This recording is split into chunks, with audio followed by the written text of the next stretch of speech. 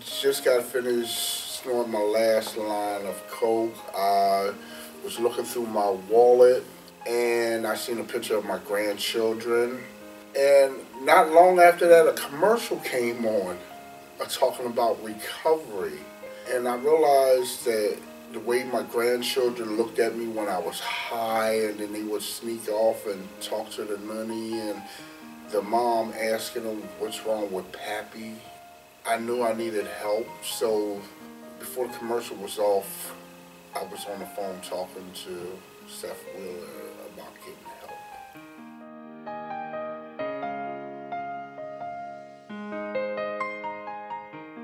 Arguing and fighting with my wife all the time about my drug addiction, realizing that I was destructive not only to myself but to the ones that I love, and looking at the pictures of my grandchildren and realizing that they don't actually like me when I'm high. Those were the events that led me to come here.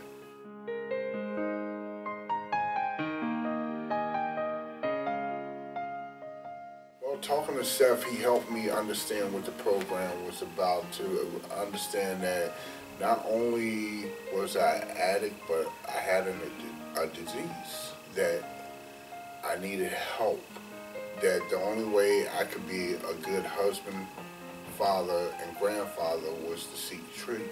And when I got here, all the staff members were so nice to me.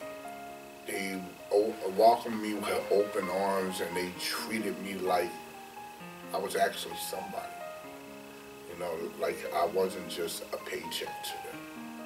I got showed a lot of love, which helped me to open up a lot.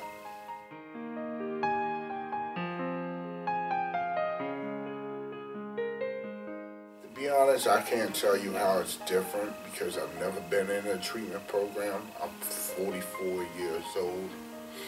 This is my first treatment program, but I would strongly recommend it to anybody that has an addiction, who realizes that they're an addict, that they realize they have a disease, that sovereign health, as long as you're willing to put in the legwork for recovery, that this is a good place to be. It's beautiful out here.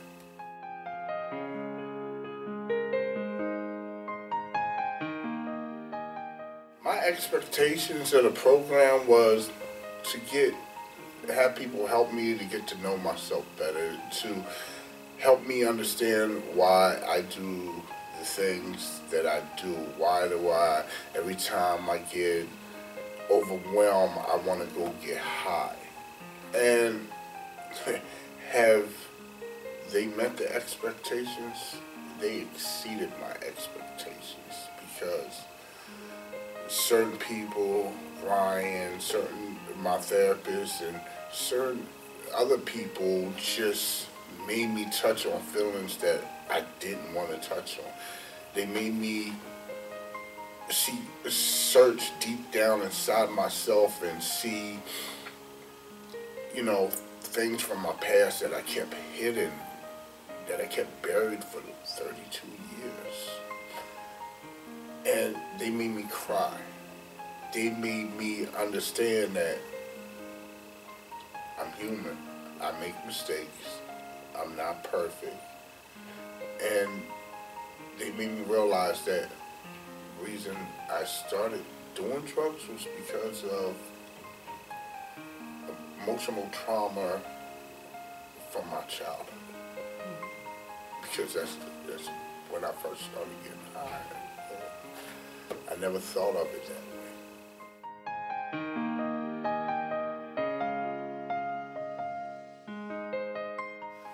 La Plata House. La Plata House, it was, when I first walked in, it was nice. And it's still nice. When I first walked in through the doors, I took in the beauty of the house and everything. Most of the guys, they would sleep.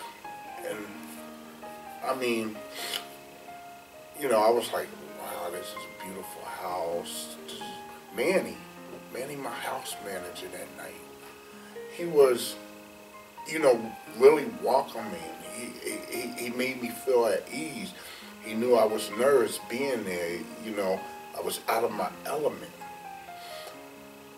The next day I got to meet the actual members of the house, and they all like kind of took to me like they didn't treat me like I was an outsider.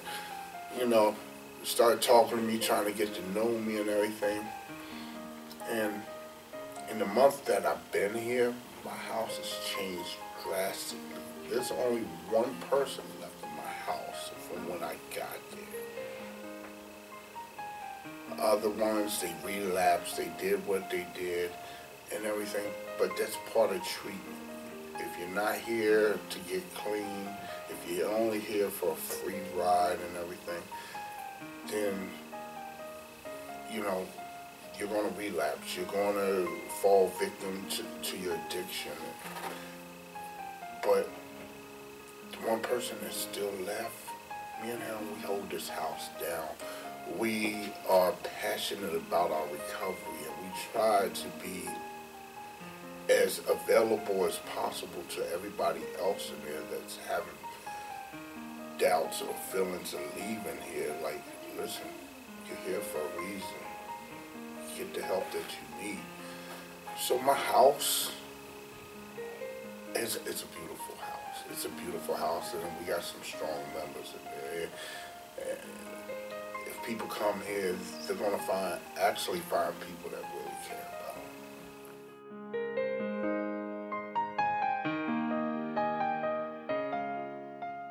Therapist, Ryan. Ryan's a great guy. He's young, but he's good at what he does. In the beginning, I didn't think I would like him because he was so young. I thought that, him being, so young, he just got out of school and he's just going by the textbook. But Ryan made me think. Ryan made me feel. Ryan made me relive memories that I didn't want to relive. My therapist is great. And for him to be so young, probably so fresh out of school and everything.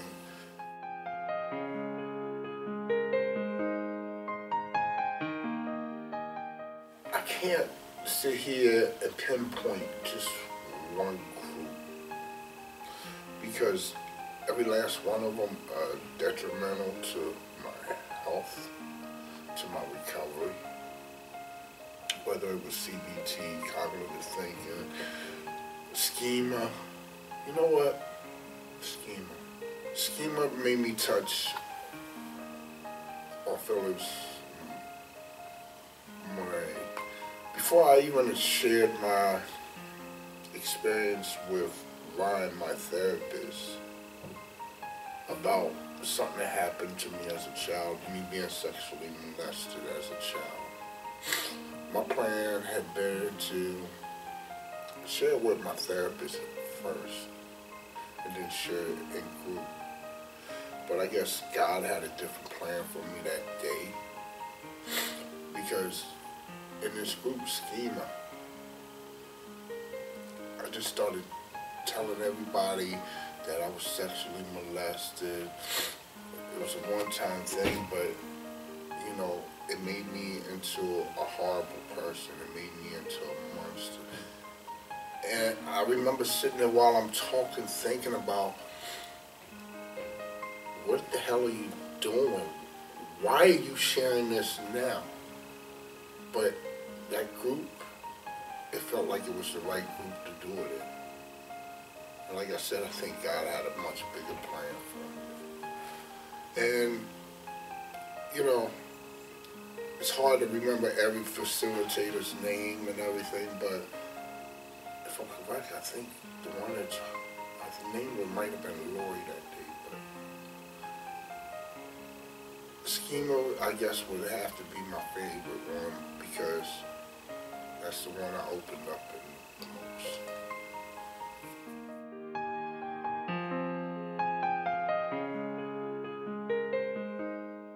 Get up at 6 o'clock in the morning, get your meds. Some days you have to take your UAs, and you gotta take your breathalyzer every morning.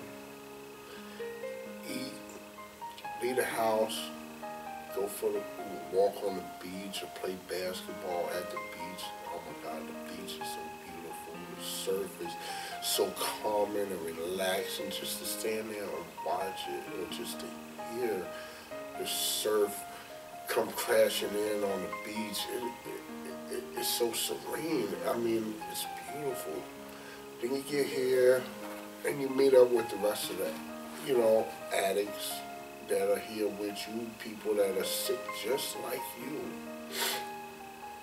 And sometimes you might not feel like you want to go to group and stuff, but you're only hurting your own recovery. The groups are amazing. You have so many people that you can relate to, and everybody's sharing their stories, their addictions, their lifestyle, of how bad their life is. And sometimes you sit there and think, well, damn, I thought my life was bad.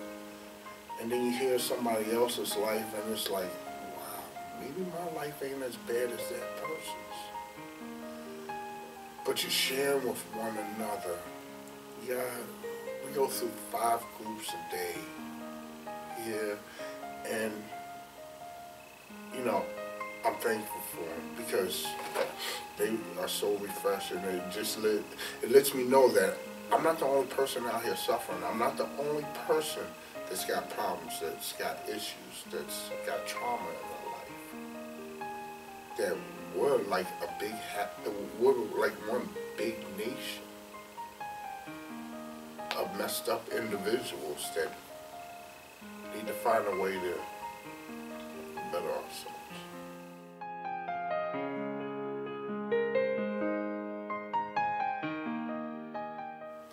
I will take away from here a sense of security, a sense of love, a sense of friendship, which is something that's rare to me because I have trust issues and I never let nobody get near me, close to me, within my circle.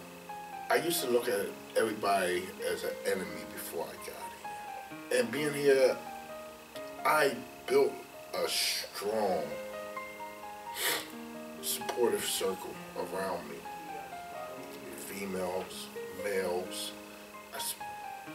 I have a strong support team here, and I'm gonna miss them people. It's rare for me to ever trust anybody. And these people have touched my life in ways that my family members haven't touched my life. And I'm sorry to say that about my family, but these people know more about me than my family ever did. What am I going to miss most? My circle of support that I built here. And I'm not just talking from other addicts that were strong in their recovery. I mean, all they're here thinking about is their recovery. And they know we all know when each other's hurt. But the staff members are still the same way. They know when you need a hug. They know when you need somebody to talk to. They know when you're having a bad day because they try to make everyone in here feel as important as the next person. So, I'm going to miss the support that I got from everyone in here, the strength I got from them, and the willingness to reach my recovery.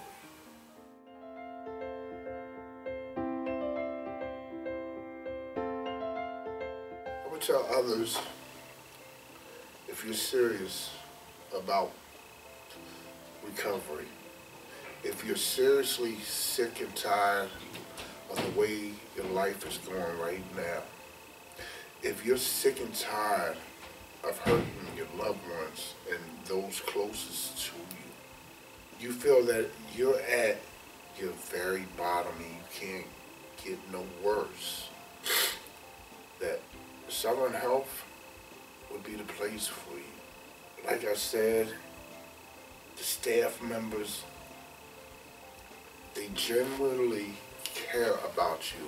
But there's people, Christy, oh my God, she's the advocate here, and she is so remarkable. She is a beautiful person. She goes out of her way, above and beyond. Gus, Kelly the nurse, man, Robin the secretary, Jessica. There's so many good people here that are here to help you, that don't look at you as just an addict. They look at you as a person that is seeking help, that going down a bad path, and they give you the guidance to help you get back on the right path.